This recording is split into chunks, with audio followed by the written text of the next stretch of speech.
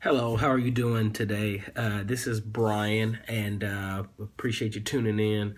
I wanted to, because this has come up actually a few times, and I've been asked this several times, how to go about improving your credit score. Your credit score is something that's very vital to you as it relates to uh, someone's credit worthiness and ability to maybe purchase a home or buy a new car or actually it affects your insurance rates. Your credit really affects a lot of things, and so you want to try as best you can to maintain decent credit or work towards that. So I was just going to talk today about 7 things, 7 steps you can do to improve your credit score. And you have to be impatient. You have to be patient with yourself and try to be diligent about going about building your credit score. But anyways, what is a credit score? Just in general, a credit score is basically a rating of your risk or your ability to repay a loan or repay a debt.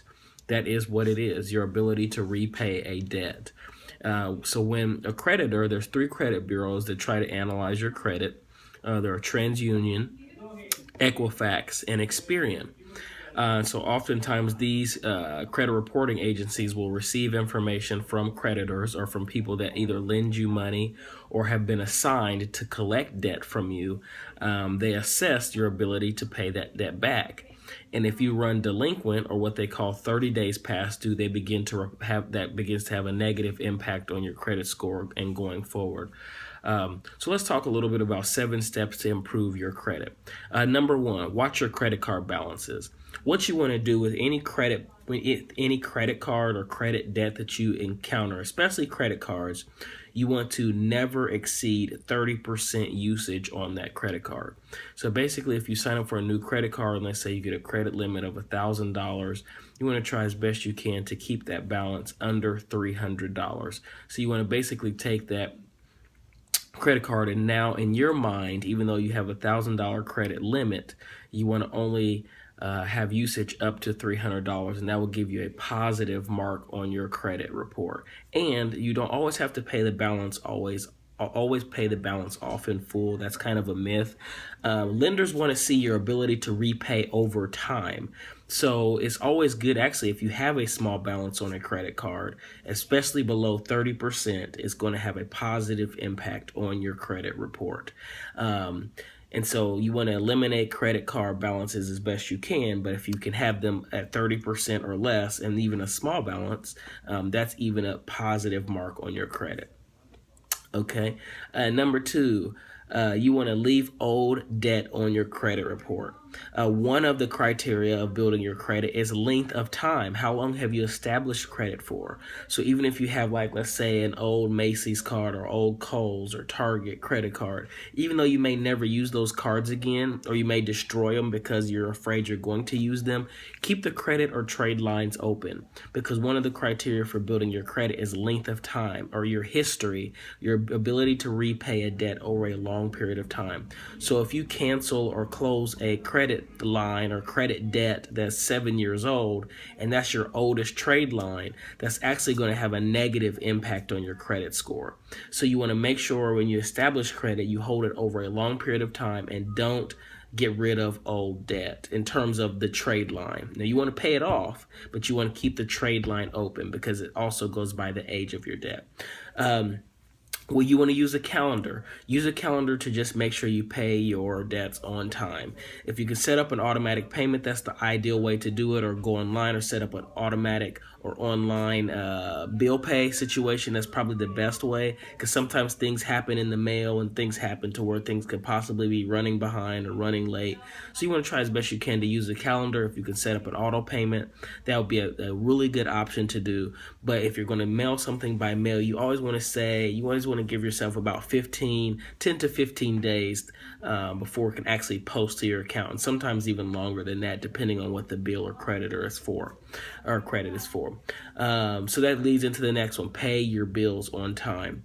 A lot of credit cards or bank loans or an auto loan or a mortgage, they have a grace period, and it doesn't hurt your credit necessarily to rely on the grace period, or if you run into the grace period to repay a debt. But as best you can, you want to try not to exceed 30 days. That's when it's actually going to have a negative impact on your credit score. You do not want to go over 30 days past due, because that will be considered delinquent. The next one will be is don't hint at risk. A lot of lenders and institutions out there, they're very conservative in their lending practices and strategies as it relates to lending money to you.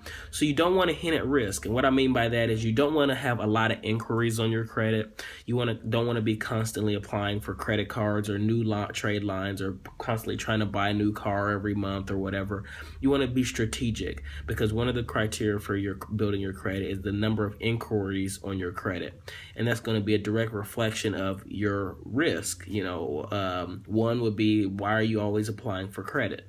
That can have a negative impact. Another thing that can hint at risk is being over the limit on your credit card balance. You never want to exceed again, like I said earlier, you want to be below 30%, but you never want to go over the limit on your credit card balance, because that does report on your credit report. Even if you pay it off before the 30 days, there's a trade line that says what's the maximum amount of money you've actually borrowed against this trade line. And if you've exceeded your credit card balance or your credit card limit, they're actually going to report that. So for example, if your credit card limit is $500 and your credit card didn't decline the transaction and you actually spent $525 or $550, that's actually going to have a negative impact on your credit card, or on your credit score, I should say. So you want to try as best you can to stay below 30%, and don't hint at risk. Don't do irrational or spontaneous or spur of the moment things throughout the year, and I'll have a lot of inquiries on your credit report. The last one is don't obsess. Don't obsess basically means don't have a lot of credit cards. Lenders like to see variety. So if you have an auto loan, great. If you have a credit card or a couple small department store cards, that's great. But don't hint at having a lot of them. Don't have 15 credit cards out there. You might want to consolidate that, and consolidate the new trade lines, not the old ones. Again, you want to have the old trade lines and keep those on there, just to show that you've had some age and some tenure with utilization of credit. But yeah, again, don't obsess. Don't have a whole lot of loans out there, or a whole lot of balances, or a whole lot of trade lines. But lenders do like to see variety. They do like to see a variety of installment loans, credit card, and a couple other small little things you can do is, if you have bad credit and you have trouble even trying to get a credit card, let's say you just had some collections or different things like that out there, you can always start with a bank or go to a local bank and start with a secured credit card or a secured line of credit. A lot of banks will let you do something as small as $500 where you put that money into a bank CD and then you can borrow against your own money. That's very low risk to the bank because they already have their money back and you're just borrowing against that. And a lot of those banks report that information. So you would obviously have a positive trade line because the bank already has their money, but you have the ability to borrow against that, and that will start to build some positive credit for you. So I would approach a local bank and see if you can start with a secured line of credit or secured credit card. You can actually go online and apply for some secured credit cards as well, maybe 1, 2 maximum. You may have high fees or high annual fee, or they may start you out with a $300 limit, but you have $100 that you have to pay back right away as far as an application fee. But you may be willing to do that just on a small scale so you can start to build some positive trade lines for your credit. Another thing I will consider as well is if you have a lot of collections out there. Collections, if you go past 10 years, they don't really count towards your credit. Don't go back and pay off something that's 10 years old as far as a collection, because that will open up a new trade line, and then that will report again, even though you've paid as agreed, that will start a new negative trade line. If it's over 10 years, don't pay it back. Don't worry about it unless you just want to do that just because that's the type of person you are. That's totally fine, but it will have a negative impact on your credit. But other than that, as far as collections, you do want to try to pay those off as well as best you can. Try to set up so they can show paid as agreed. Anytime you do a settlement, it is going to have a negative impact, but a settlement is better than just an open collection. So if you can't pay it off in full, a lot of times you can call and negotiate with these collection institutions. If you owe $100 and you can't pay that, sometimes they'll settle for 70. Sometimes they'll settle for 60. But if you can have all those at least paid as agreed, that will be great, and that's a good place to start.